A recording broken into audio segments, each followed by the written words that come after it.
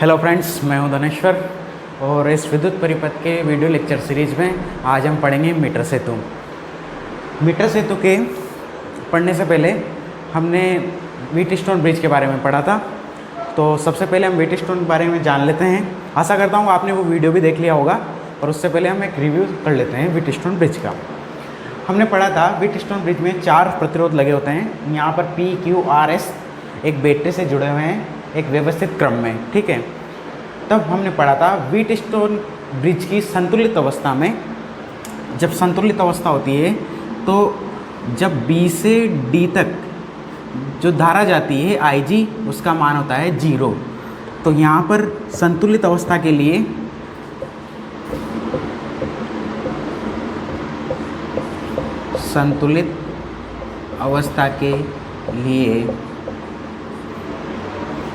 IG बराबर 0, अर्थात संतुलित अवस्था में B से D के बीच में कोई धारा का प्रवाह नहीं होता है, ठीक है। इस अवस्था में हमने एक फॉर्मूला भी निकाला था एक संतुलित अवस्था का, वो था P/Q बराबर R/S।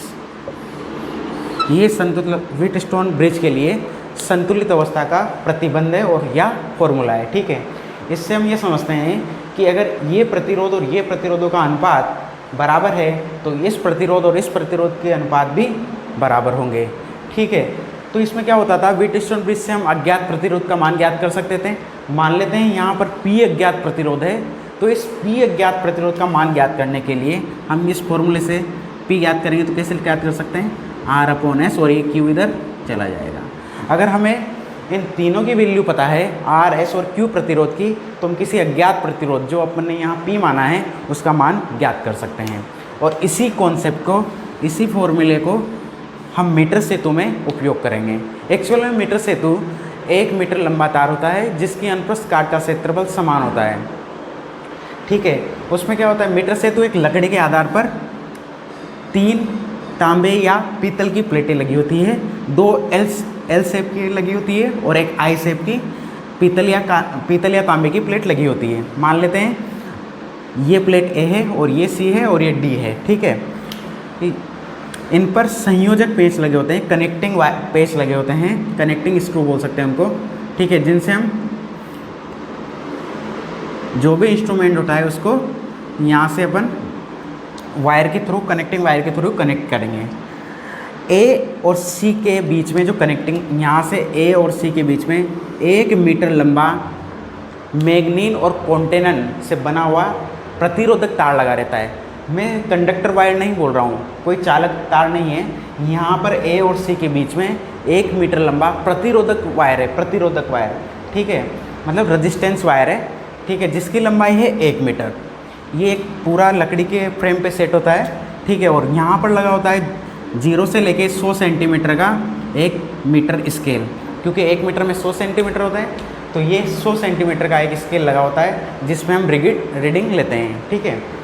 तो इन पीतल की प्लेटों पर A, D और C जो पीतल की प्लेटें हैं, यहाँ पे कुछ अटैचमेंट करते हैं, ठीक है।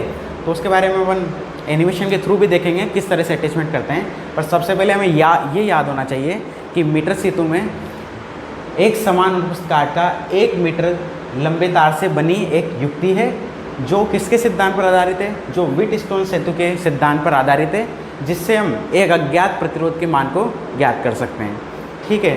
तो सबसे पहले हम इसके अटैचमेंट के बारे में जान लेते हैं, इसमें क्या क्या अटैचमेंट करेंगे तो अपने किसी अज्ञात प्रतिरोध का मान ज्ञात कर सकें, ठीक है। तो सबसे पहले क्या होता है, इन 2 सिरों के बीच में जो ये लेफ्ट गैप है और ये राइट गैप है, ठीक है, इन प्लेटों के बीच में ये थोड़ा गैप होता है, एक गैप यहाँ होता है, एक गैप यहाँ होता है, तो 2 गैप होते हैं। इसको अपन मान लेते हैं लेफ्ट गैप है और ये राइट गैप है। तो इस लेफ्ट गैप के बीच में एक अज्ञात प्रतिरोध जिसका मान हमें ज्ञात करना है, ठीक है, कनेक्टिंग वायर की सहायता से हम यहाँ जोड़ देते हैं, या सीधा ही अज्ञात प्रतिरोध को इन सिरों के बीच में जोड़ देते हैं, ठीक है। इसके बाद इस दूसरे गैप में मान लेते हैं ये जो अज्ञात प्रतिरोध जोड़ा है इसको हम मान लेते हैं P, इस प्रतिरोध का नाम मान लेते हैं P। और इस गैप में हम एक प्रतिरोध बॉक्स जोड़ लेते हैं RB, प्रतिरोध बॉक्स। कनेक्टिंग वायर की सहायता से अपन ने इस गैप में एक प्रतिरोध बॉक्स जोड़ लिया। ये प्रतिरोध बॉक्स क्या होता है, आपको स्क्रीन पे इसकी इमेज भी दिख रही होगी। इसमें बहुत सारे प्रतिरोध लगे होते हैं, तो हमें जिस भी टाइप का प्रतिरोध चाहिए या जिस वैल्यू का भी प्रतिरोध चाहिए, हम उस प्रतिरोध को यहाँ से सेलेक्ट कर लेते हैं। ठीक है, इसके बाद ये जो डी पॉइंट है, डी पॉइंट से हम एक धारा मापी को कनेक्ट कर देते हैं और इस धारा मापी के दूसरे सिरे को एक जोकी से जोड़ देते हैं। ठीक है, जोकी क्या होती है, इस पेन की तरह ही होती है, जिसमें पीछे की तरफ हम वायर को बांध देते हैं और फिर इस वायर पे उठा के रखते हैं या किसका कर देखते हैं कि कहाँ पे वैल्यू, जो भी वैल्यू निकालनी है वो देखते हैं। ठीक है, ये अपना अरेंजमेंट हो गया। इसके बाद सबसे इम्पोर्टेंट चीज़ ये कि इस ए और सिरे के बीच में अपन एक बैटरी और एक पूंजी जोड़ देते हैं। ठीक है, ए और सी के बीच में क्या जोड़ देते हैं, एक बैटरी और एक पूंजी, मान लेते इसका नाम K1 है। ठीक है, तो ये पूरा अरेंजमेंट है मीटर सेतु का। आइए इसको एक बार फिर हम एनिमेशन की सहायता से इस सेटअप को देख लेते हैं। डायग्राम में ए, सी और डी पॉइंट दिखाई दे रहे हैं तथा लेफ्ट गैप और राइट गैप है। इस लेफ्ट गैप में हम अज्ञात प्रतिरोध को जोड़ देते हैं तथा जो डी पॉइंट है उसमें कनेक्टिंग वायर की सहायता से एक गैल्वेनोमीटर के प्रथम सिरे से जोड़ देते हैं। इसके बाद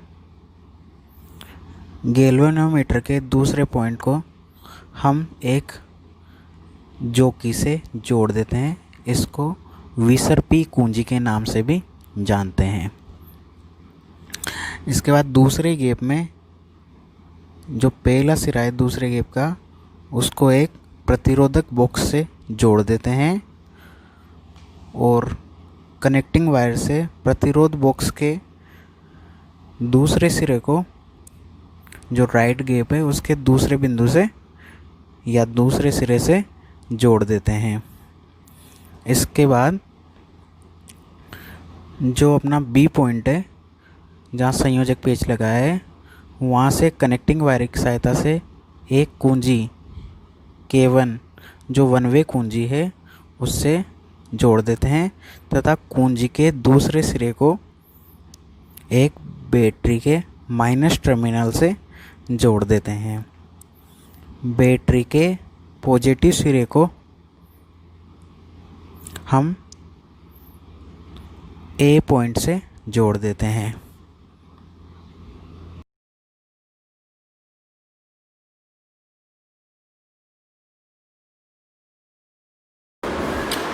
तो हमने मीटर सेतु के इस सिस्टम को एनिमेशन के थ्रू भी देखा, तो आपको समझ में आ गया होगा ये किस टाइप के होते हैं, कैसे दिखाई देते हैं। इसके बाद अब हम इसकी वर्किंग के बारे में बात करते हैं। ये जो ए और सी जो संयोजक पेच है, इसके बीच में जो वायर की लेंथ होती है वो टोटल लेंथ होती है 1 मीटर। ठीक है, ये होता है 1 मीटर, या अपन बोल सकते हैं इसकी लंबाई होती है 100 सेंटीमीटर। ठीक है, ये 100 सेंटीमीटर का एक लंबा सीधा वायर है। ठीक है, जो किसका बना होता है, मैंगनीज या कॉन्टिनेंट धातु का बना होता है। ठीक है, अब क्या होगा जब हम इसको किस तरह से हम इसका अज्ञात प्रतिरोध ज्ञात करें, उसके लिए सबसे पहले क्या करेंगे, हम यहाँ से कुंजी को बंद कर देंगे ताकि धारा का फ्लो परिपथ में हो सके। इसके बाद यहाँ से ये जो जोकी है जो अपन ने धारा मापी से जोड़ी है, इस जोकी को ए सिरे पे रखेंगे, इसके बाद सी सिरे पे रखेंगे। जब ए सिरे पे रखेंगे तो धारा मापी में जो सुई लगी होती है, अपन ने अभी देखा धारा मापी किस तरह का होता है, धारा मापी में जो जीरो होता है वो बीच में दिया होता है और इधर माइनस वैल्यूज़ दी होती है, इधर पॉजिटिव वैल्यूज़ दी होती है। जब इस सिरे में अपन इस जोकी को यहाँ पे टच करेंगे तो ये जो सुई है धारा मापी की वो इस तरफ आएगी। ठीक है, लेफ्ट की तरफ विक्षेप करेगी। और जब इस जोकी को अपन सी पॉइंट पे रखेंगे तो धारा मापी की सुई इस पॉजिटिव टर्मिनल की ओर दर्शाएगी। ठीक है, अगर ये दोनों विपरीत दिशाओं में दर्शा रही है तो आपका जो सेटअप है जो आपने किया है वो एग्जैक्टली सही है। अगर मान लेते हैं कि अपन ने ए और सी पे टच किया और धारा मापी की जो सुई है वो ए की तरफ दर्शा रही है, ए की तरफ टिल्ड हो रही है, तो फिर अपन क्या करेंगे, उस केस में इस प्रतिरोध बॉक्स से जो अपन ने प्रतिरोध सेलेक्ट किया था उसको चेंज करेंगे। मान लेते हैं अपन ने पहले 20 ओम का सेलेक्ट किया तो अब 40 ओम का देखेंगे, और तब तक सेलेक्ट करते रहेंगे जब तक ए और सी पर जोकी को टच करने पर जो ये विक्षेप आ रहा है वो विपरीत दिशा में हो। ठीक है, जब ये दोनों पर टच करने पर विपरीत दिशा में विक्षेप मिलता है तभी हमारा ये परिपथ काम करने लायक है। ठीक है ना। अब क्या करेंगे, इसके बाद जब ये दोनों विपरीत दिशा में विक्षेप आ गया, इस केस में अपन हमको ये याद रखना है, हमें P अज्ञात प्रतिरोध है और P का मान ज्ञात करना है। ठीक है, अब जोकी को क्या करेंगे, जब जोकी को अपन फिर इस तार पे अलग अलग जगह पर टच करेंगे, कांटेक्ट करेंगे। इसको रगड़ना नहीं है उठा के, क्योंकि रगड़ेंगे तो इस तार की मोटाई है वो क्या हो जाएगी, कम हो जाएगी, मतलब इसका अनुप्रस्थ काट का क्षेत्रफल कम हो जाएगा। और जब कम हो जाएगा तो अपन जानते हैं R बराबर होता है रो L अपॉन A। ठीक है, तो लंबाई के अनुप्रस्थ काट का क्षेत्रफल क्या हो जाएगा, कम हो जाएगा। तो यहाँ से प्रतिरोध का मान में क्या हो जाएगा, परिवर्तन आ जाएगा। तो अपन जो एग्जैक्ट वैल्यू निकालना चाह रहे हैं वो अपन नहीं निकाल पाएंगे। इसलिए ये याद रखें, जोकी को हम इस जो मीटर सेतु का जो वायर है इस पर उठा के रखेंगे। ठीक है, किसका कि नहीं, रगड़ेंगे भी नहीं। ठीक है, तो क्या करेंगे, अपन को वो बिंदु ज्ञात करना है कि जिस बिंदु पर अपन इस तरफ रख रहे थे तो ये धारामापी का जो सुई है वो इस तरफ टिल्ट कर रहा था, और इधर रख रहे थे तो इस तरफ कर रहा था। तो बीच में कहीं ऐसा एक पॉइंट आएगा जहाँ धारामापी की सुई एकदम जीरो पे रहेगी, जीरो पर ही रहेगी। ठीक है, कहीं भी टिल्ट नहीं होगी। मतलब धारा का मान लेते हैं ये पॉइंट एक, ये ACD, तो इस पॉइंट को मान लेते हैं B। इस B पॉइंट पे जब अपन ने जोकी को टच किया, B पॉइंट पे जब अपन ने जोकी को टच किया तो यहाँ पे विक्षेप क्या आ रहा है, शून्य। धारामापी में विक्षेप कितना आ रहा है, 0। मतलब इसका मतलब है कि इस पॉइंट पे धारा का कोई प्रवाह नहीं हो रहा है। ठीक है, जब धारा का प्रवाह नहीं हो रहा है तो ये किसकी तरह काम करेगा, अब ये व्हीटस्टोन सेतु की तरह काम करेगा। क्योंकि जब ये यहाँ पे IG 0 हो जाता था, मतलब धारामापी में विक्षेप कितना होता था, 0। तो वही काम यहाँ हो रहा है कि इस पॉइंट पे जब हम टच कर रहे हैं तो धारामापी में विक्षेप शून्य आ रहा है। तो अब ये काम करेगा व्हीटस्टोन सेतु की तरह। तो अब देखिए, ये अपन ने प्रतिरोध माना था P, और इसको इस प्रतिरोध बॉक्स से जो प्रतिरोध अपन निकाल रहे हैं उसको मान लेते हैं Q, और जो A से लेके B तक का जो लंबाई है उसको मान लेते हैं अपन R। ये कौन सा प्रतिरोध आ जाएगा, R। और B से C के बीच में जो प्रतिरोध होगा उसको मान लेते हैं S। ये अपन ने नाम दे दिया, क्योंकि इस बिंदु पे क्या आया था, 0 विक्षेप आया था। तो अब ये क्या हो गया, ये तार दो प्रतिरोधों की तरह काम करने लगा। क्योंकि जब हम इस तरफ स्पर्श कर रहे थे कुछ ना कुछ धारामापी की वैल्यू आ रही थी, कुछ धारा की वैल्यू आ रही थी। ठीक है, तभी तो ये विक्षेप हो रहा था। और इस तरफ कर रहे थे तो कुछ ना कुछ वैल्यू आ रही थी, तभी इधर विक्षेप हो रहा था। पर इस पॉइंट पे धारा का मान शून्य हुआ तो ये अलग प्रतिरोध हो गया और ये अलग प्रतिरोध हो गया। ठीक है ना। तो इस पूरे सिस्टम में हमें ये याद होता है कि जो वायर है, ठीक है, तो प्रतिरोधक तार के एकांक लंबाई का प्रतिरोध,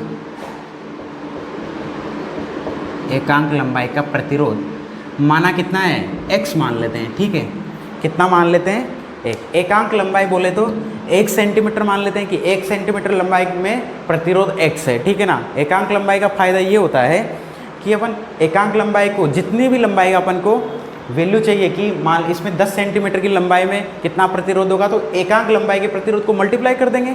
ठीक है ना। ये इसी तरह है जैसे किसी एक पेन का मूल्य 10 रुपये है तो 2 पेन का मूल्य कितना हो जाएगा, 20 रुपये एक्चुअल में। ठीक है, तो उसी तरह ये भी अपना काम करेगा।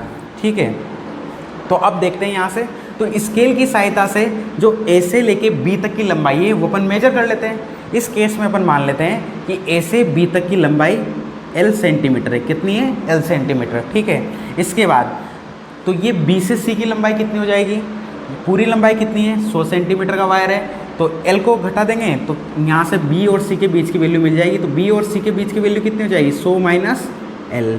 ठीक है, तो अपन को AB की लंबाई मिल गई, BC की लंबाई मिल गई। अब इसको क्या करेंगे, AB की लंबाई L है और एकांक लंबाई का प्रतिरोध x है, तो AB लंबाई का प्रतिरोध कितना हो जाएगा, x को L से गुणा कर देंगे तो L इंटू एक्स हो जाएगा। तो यहाँ पे लिख देते हैं, ये R बराबर क्या हो गया, R बराबर AB हो गया, क्योंकि AB, ठीक है ना, AB तार का प्रतिरोध, AB तार का प्रतिरोध। इससे पहले चाहे तो अपन यहाँ लिख सकते हैं कि AB बराबर कितना है, L सेंटीमीटर, और BC बराबर कितना है, BC बराबर अपने आया था 100 माइनस L सेंटीमीटर। ठीक है, तो अपन अब क्या हो गया, ए बी किसकी तरह व्यवहार कर रहा है, आर प्रतिरोध की तरह कर रहा है, ठीक है ना, ये एक प्रतिरोध की तरह काम कर रहा है। तो ए बी तार का प्रतिरोध कितना हो जाएगा, एकांक लंबाई का प्रतिरोध x है, तो ए बी तार की लंबाई l है, तो इसका प्रतिरोध कितना हो जाएगा, l इंटू एक्स, ठीक है। इसके बाद अब ये जो वाला बी से सी का जो तार है, बी से सी का जो तार है वो किस प्रतिरोध की तरह काम कर रहा है, एस वाले की तरह। तो एस बराबर हो जाएगा बी सी, तो बी सी तार का प्रतिरोध, बी सी तार का प्रतिरोध कितना हो जाएगा, 100 माइनस एल को किससे गुणा कर देंगे, एकांक लंबाई के प्रतिरोध से, ठीक है। तो 100 माइनस एल इंटू एक्स, ये किसका हो जाएगा, बी सी तार का प्रतिरोध हो जाएगा। जब हमें आर की वैल्यू पता हो गई, एस की वैल्यू पता है, और प्रतिरोध बॉक्स से जो भी प्रतिरोध अपन ने निकाला है उस प्रतिरोध का मान भी हमें पता है। हमें किसका मान ज्ञात करना था, पी का। तो अपन ये जो अब किसकी तरह काम कर रहा है, व्हीटस्टोन सेतु की तरह। तो व्हीटस्टोन सेतु से अपन अज्ञात प्रतिरोध की वैल्यू इस तरह से ज्ञात कर सकते थे। तो अपन क्या करेंगे इसमें, सीधे सीधे, क्योंकि अब ये भी किस में है, संतुलित अवस्था में। तो संतुलित अवस्था के लिए, संतुलित अवस्था के लिए क्या होता था फॉर्मूला, P अपॉन क्यू बराबर R अपॉन एस, ठीक है। तो यहाँ से अपन को क्या याद करना है, P याद करना है। तो मैं ऊपर लिख रहा हूँ इसके बाद, ठीक है। तो यहाँ से ऊपर लिख रहा हूँ, तो P बराबर क्या हो जाएगा, P बराबर हो जाएगा R upon S into Q. यहाँ से अपन R की वैल्यू रख देंगे, S की वैल्यू रख देंगे, ठीक है। तो P बराबर R की वैल्यू कितनी है अपने पास में, L into x upon S की वैल्यू कितनी है, 100 माइनस एल और ये मल्टीप्लाई बाय एक्स इंटू किसके, Q के, ठीक है। तो Q अपने जो भी अपन यहाँ से प्रतिरोध निकालेंगे उसकी वैल्यू यहाँ पे रख देंगे बाद में, ठीक है। तो अब यहाँ से क्या होगा, x से x कैंसिल हो जाएगा। तो P बराबर क्या हो जाएगा, L upon 100 minus L into Q. तो हमें L का मान पता है, Q का मान पता है, तो हम आराम से क्या निकाल सकते हैं, P निकाल सकते हैं। और यही हमें क्या करना था, ज्ञात करना था। तो मीटर सेतु की सहायता से किसी अज्ञात प्रतिरोध को निकालने के लिए ये पूरी प्रक्रिया अपनाते हैं। एक बार से फिर इसको समझते हैं। मीटर सेतु क्या होता है, एक लकड़ी का जो आधार होता है, लकड़ी के फ्रेम पे 3 प्लेटें लगी होती है। किसकी बनी होती है, पीतल या तांबे की बनी होती है, ठीक है। 2 एल शेप की होती है और एक आई शेप की होती है।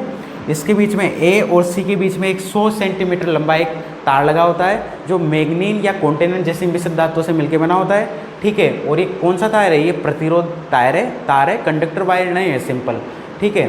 तो इस प्रतिरोध तार की लंबाई कितनी है, 100 सेंटीमीटर।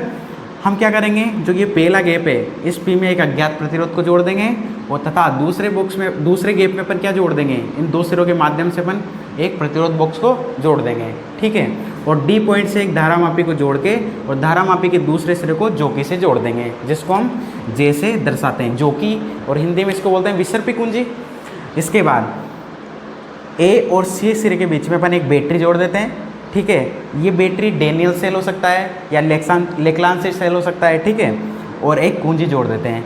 जब अपन इससे किसी अज्ञात प्रतिरोध को ज्ञात करते हैं, तो अज्ञात प्रतिरोध को इस गैप में जोड़ देते हैं, इस वाले में, जो एल शेप वाली और आई शेप वाली जो प्लेट है, इसके बीच में जो गैप है उसमें जोड़ सकते हैं। अपन चाहें तो इस पर यहाँ भी जोड़ सकते हैं और प्रतिरोध बॉक्स को यहाँ भी जोड़ सकते हैं, ठीक है ना। तो इसमें कोई दिक्कत वाली बात नहीं है कि ये प्रतिरोध बॉक्स कहाँ जोड़ना है या फिर अज्ञात प्रतिरोध को कहाँ जोड़ना है। तो किसी भी एक गैप में तो अपन को प्रतिरोध बॉक्स जोड़ना है और दूसरे गैप में हमें अज्ञात प्रतिरोध जोड़ना है। इसके बाद कार्य करने के लिए सबसे पहले हम क्या करेंगे, कुंजी को बंद करेंगे, मतलब परिपथ को बंद कर देंगे। तो धारा का प्रवाह होगा। जब धारा का प्रवाह होगा तो सबसे पहले अपन जोकी को उठा के ए सिरे पे और सी सिरे पे रखेंगे और धारा मापी में विक्षेप चेक करेंगे कि दोनों का विक्षेप दोनों अलग अलग दिशाओं में आना चाहिए। अगर नहीं आ रहा है तो धारा मापी प्रतिरोध बॉक्स से दूसरा प्रतिरोध चूज करेंगे और तब तक करेंगे जब तक विक्षेप क्या हो जाए, विपरीत दिशाओं में न आ जाए। इसके बाद अपन यहाँ से इस जोकी की सहायता से इसको अलग अलग जगह पे जोकी को टच करेंगे और वो बिंदु ज्ञात करेंगे जहाँ पर विक्षेप क्या हो, धारामापी शून्य, 0 आ जाए। तो जिस बिंदु पे विक्षेप शून्य आएगा तो उसके बाद में ये किसकी तरह काम करेगा, व्हीट स्टोन ब्रिज की संतुलित अवस्था की तरह काम करेगा। तो ये P प्रतिरोध है, ये Q प्रतिरोध है, तो ये जो लंबाई है R की, ये प्रतिरोध तार की, वो एक प्रतिरोध की तरह काम करेगी, और जो ये बाकी बची हुई लंबाई है वो एक दूसरे प्रतिरोध की तरह काम करेगी। तो वापस से 4 प्रतिरोध हो गए व्हीट स्टोन ब्रिज की तरह से, ठीक है। तो अब क्या हो जाएगा, वापस से संतुलित अवस्था है तो क्या होता था, P/Q बराबर R/S। तो अपन को ज्ञात प्रतिरोध P की वैल्यू ज्ञात करनी है, तो P बराबर R/S इंटू Q। तो R और S की वैल्यू अपन निकाल लेंगे और इस फॉर्मूले में पुट कर देंगे, उससे अपन को ज्ञात प्रतिरोध की वैल्यू मिल जाएगी, ठीक है ना। यही इसमें बेसिक्स ऑफ फंडा है, ठीक है। अपन को इसमें इंपॉर्टेंट कुछ सीमाएं होती है मीटर ब्रिज की, वो ये याद रखना है कि ये जो मीटर ब्रिज का वायर है जो 100 सेंटीमीटर लंबा है, इसमें धारा का प्रवाह ज़्यादा देर तक नहीं करना है, क्योंकि क्या होगा, अगर अधिक देर तक अपन धारा का प्रवाह करेंगे तो ये तार क्या हो जाएगा, गर्म हो जाएगा। और गर्म करने से अपन ने इससे पहले वाले चैप्टर में पढ़ा था कि जैसे जैसे टेम्परेचर बढ़ता है प्रतिरोध का मान भी बढ़ता है, तो अपन जो एग्जैक्ट वैल्यू है अज्ञात प्रतिरोध की वो नहीं निकाल पाएंगे। दूसरा, जब भी अपन जोकी को इस तार से टच करें तो केवल उठा के टच करना है, उसको रगड़ना नहीं है। अगर रगड़ेंगे तो मैंने जैसे बताया था अनुप्रस्थ काट क्या हो जाएगी, कम हो जाएगी, उससे भी प्रतिरोध का मान परिवर्तित हो जाएगा और एग्जैक्ट वैल्यू नहीं निकल पाएगी, ठीक है। इन चीज़ों का हमें ध्यान रखना है, और यही पूरा मीटर सेतु है, यहाँ तक आप लिख लीजिए। Thank you.